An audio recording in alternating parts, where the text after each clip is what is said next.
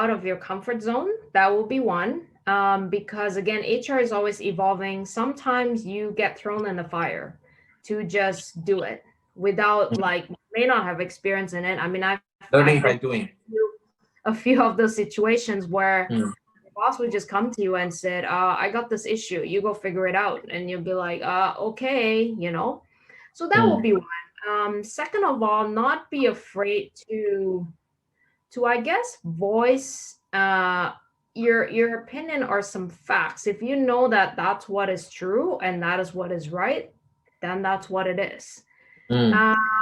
And I think the third thing is again your leadership and your ability to influence. So that's a huge part in HR, being able to influence, because 90% of the time that's what you have to do. Mm. So, speaking of leadership and influence, the ability to influence people, you gotta have, really good intrapersonal skills, right? How to interact with people, people to people, person to person. I think that's very important, right? Absolutely.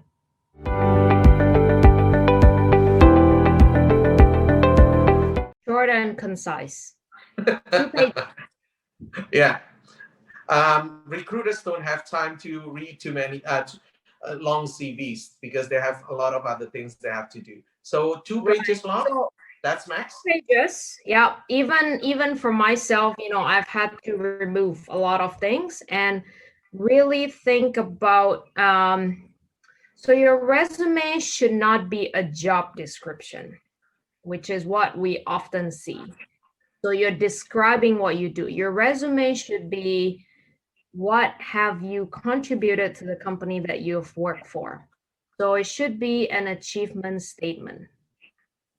And typically you can, bullet points, and keep it short and concise, because I would say this: if you cannot attract the recruiter with your resume within 30 seconds to a minute, that's it. You're not going to be considered.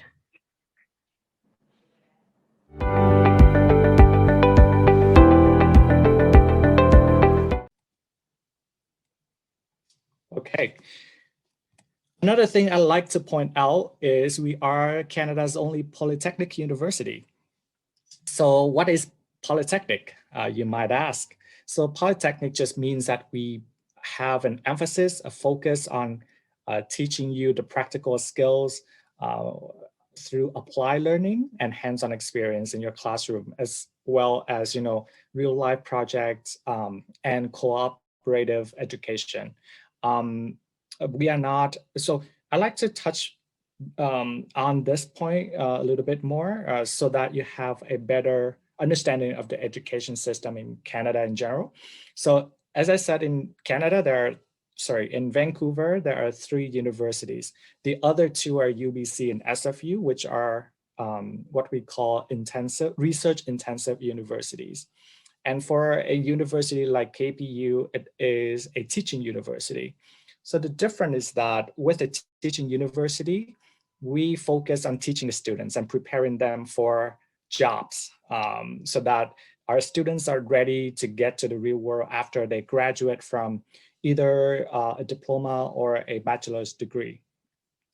For research intensive universities, their focus is on doing research and finding, research projects and funding. So if you want to come to Canada and do a bachelor's degree, I would say any university would do a great job, right? But if you want to come to Canada as a graduate student, as in a master's, if you want to do a master's degree or a PhD,